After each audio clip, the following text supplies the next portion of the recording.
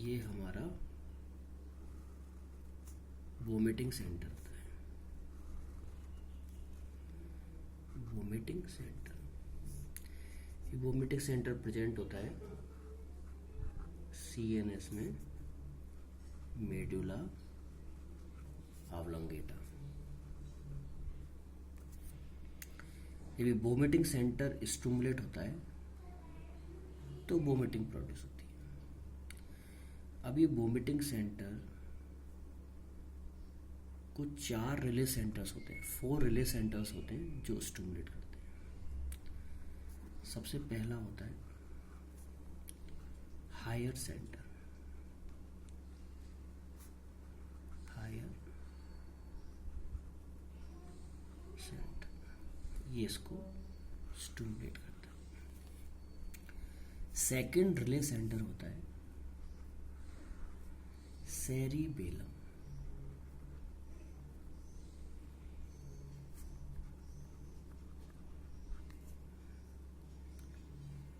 ये स्टिमुलेट करता है इसको। थर्ड सेंटर होता है chemo trigger zone. Chemo trigger zone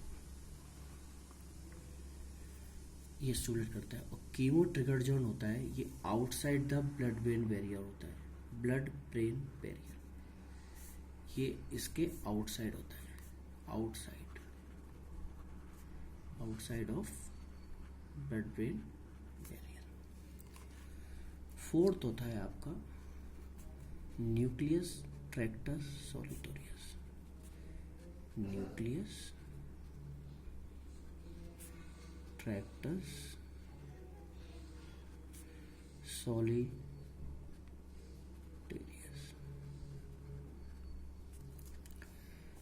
4 relay centres हुए। सबसे पहला हुआ, first is higher centre, second हुआ सेरिबेलम, थर्ड हुआ कीमो ट्रिगर जोन और फोर्थ हुआ न्यूक्लियस ट्रैक्टस सॉलिटोरियस। अब ये रिले सेंटर्स जो हैं ये कैसे स्टिमुलेट होते हैं? ये हायर सेंटर जो स्टिमुलेट होता है ये इसमें मेनली सेंसरी स्टिमुलाई होते हैं, like pain, severe pain, fear, smell, bad smell, bad odour, sight. कई बार कई लोग डेड बॉडी को देख के हो जाते हैं, कोई सर्जरी देख के हो जाते हैं, साइट इस तरह से। और एंटिसिपेशन ऑफ कोई भी नॉक्शियस स्टिमुलाई, जैसे कि मान लो एंटी कैंसर ड्रग से सिस्प्लेटिन, पेशेंट को पता है कि सिस्प्लेटिन दोबारा उसको लगने वाला है, तो एंटीसिपेटरी स्टिमुलेशन से वोमिटिंग हायर सेंटर के थ्रू स्टिमुलेट होगी। इसके बाद सेकंड नंबर जो सेरिबेलम है ये स्टिमुलेट का, तो सेरिबेलम हमें पता है ये इनर ईयर होता है। Inner year which has vestibular apparatus.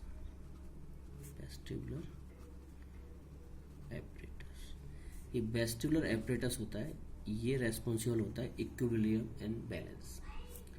तो जब कोई भी रोटेटरी मूवमेंट होता है तो रोटेटरी मूवमेंट होने से वेस्टिबुलर एपरेटस स्टिमुलेट होता है और वेस्टिबुलर स्टिमुलेट होने से ये सेरिबेलम को स्टिमुलेट करता है and cerebellum stimulate the vomiting centre.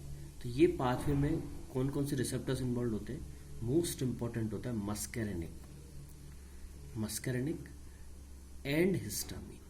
Second होता है हिस्टामिन, H1। हिस्टामिन में भी सब टाइप होता है, H1 और मस्करेनिक। और वेस्टिबुलर एपरेटस एक तो हो गया आपके रोटेशन से, चेंजेस इन इक्विलिब्रियम से। सेकंड ये स्टिमुलेट होता है ओटोटॉक्सिक ड्रग से। Second stimulate by the ototoxic drugs. Ototoxic drug कौन सी होती है? जैसे कि अमाइनोग्लाइकोसाइड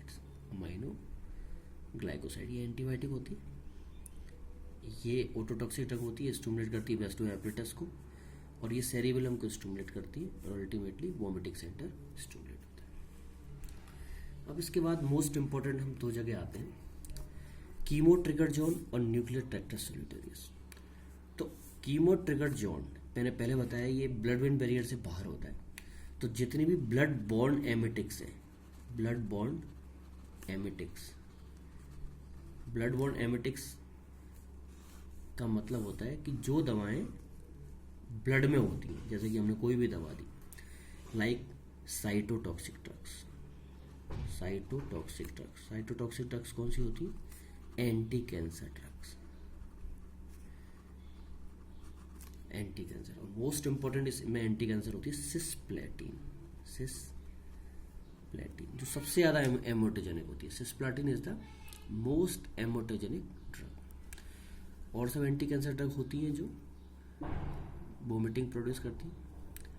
इसके बाद आता है आपको dopaminergic agonist drug like levodopa और एपोमॉर्फिन, लीवोडोपा, एपोमॉर्फिन। एक होता है आईपी का कुआना, इसमें एमेटिन होता है। इसके बाद आता है morphine, it is also emetogenic. And last digoxin. ये सब ड्रग यदि ब्लड में होती हैं तो ये सब ड्रग कीमो ट्रिगर जोन को स्टिमुलेट करके और वोमिटिंग प्रोड्यूस करती है। फिर now come to the GIT system होता है। इस जीआईटी सिस्टम में क्या होता है?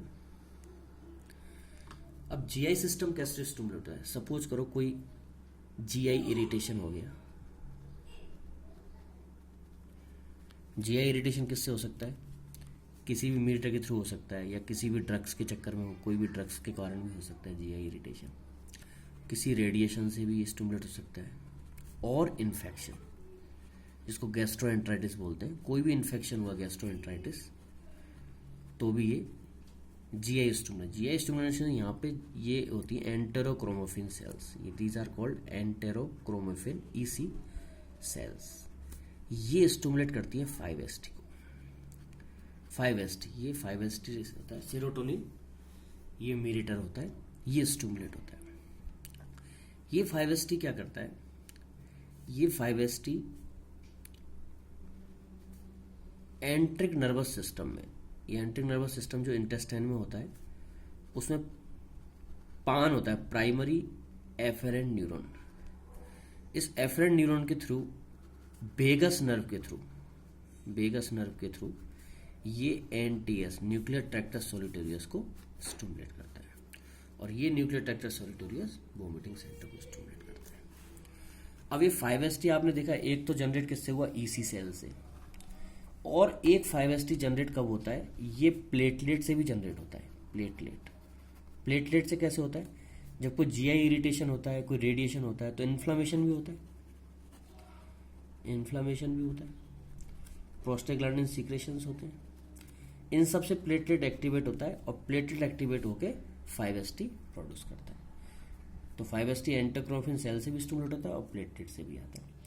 अब कभी कभी क्या होता है, जब बहुत ज़्यादा 5ST जनरेट होता है, सपोज करो कोई ओरल ड्रग्स है, रेडिएशन से, तो ये 5ST स्पिल ऑफ, ये 5ST इस जीआई से निकल के और ये ब्लड में भी आ जाता है, और ब्लड में आके ये CTZ को भी स्टिमुलेट करता है। तो इस तरह से ये 5ST एक न्यूरोट्रांसमीटर है जो मेनली इन्वॉल्व होता है वोमिटिंग सेंटर्स में। ठीक है, इसके अलावा पर और भी हैं रिसेप्टर्स। एक होता है सबस्टेंस पी, ये ऑल्सो इन्वॉल्व होता है, it is also a mediator for the vomiting. और ये एक्शन करता है थ्रू द न्यूरोकाइनिन रिसेप्टर्स, इन रिसेप्टर्स के थ्रू करता है। तो ये पूरी वोमिटिंग का हो गया। अब हम जरा देख लेते हैं कि इसमें रिसेप्टर्स कैसे स्टिमुलेट होता है। अब इतने सारी हमने ड्रग्स देखी, तो कौन कौन से रिसेप्टर होते हैं आप ये देखो। इसमें कीमो ट्रिगर जोन और न्यूक्लियर ट्रैक्टर सोलिटोरियस, आप इसमें याद रखो कि मेनली सेम इसमें रिसेप्टर्स होते हैं, और उन रिसेप्टर के बेस पे ही हम लोग देखेंगे कि कौन कौन सी ड्रग्स एंटी एमेटिक होती हैं। तो कौन कौन से रिसेप्टर होते हैं? सबसे पहले हम मोस्ट इंपॉर्टेंट होता है मस्करनिक रिसेप्टर, मस्करनिक। सेकंड होता है H1 receptor, histamine receptor, muscarinic, histamine receptor. Dopamine D2, dopamine receptor, dopamine receptor. फिर 5HT बताया था, तो 5HT3 receptor, serotonin receptor, serotonin. इसके बाद एक NK1 रिसेप्टर बताया था, NK1 न्यूरोकाइनिन रिसेप्टर, न्यूरोकाइनिन रिसेप्टर। और कौन सा रिसेप्टर होता है? एक होता है CB1, ये नया आया है, कैनाबिनॉइड, इसको बोलते हैं कैनाबिनॉइड रिसेप्टर। ओके।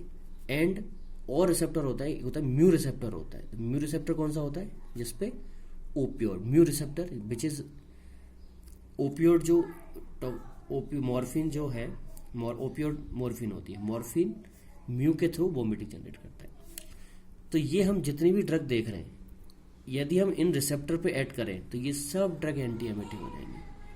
ठीक, कौन कौन से रिसेप्टर है? सबसे पहला M muscarinic receptor, H1 histamine receptor, D2 dopamine receptor, 5HT3 serotonin receptor, neurokinin 1 neurokinin receptor, and CB1 cannabinoid receptor और mu receptor.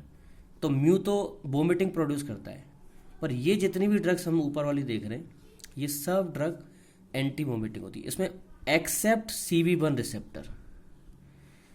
CB1 first, second, 3, 4, 5, 6, 7। तो उसमें ऊपर के जो 5 रिसेप्टर्स होते हैं, इनके तो एंटागोनिस्ट चाहिए होते हैं।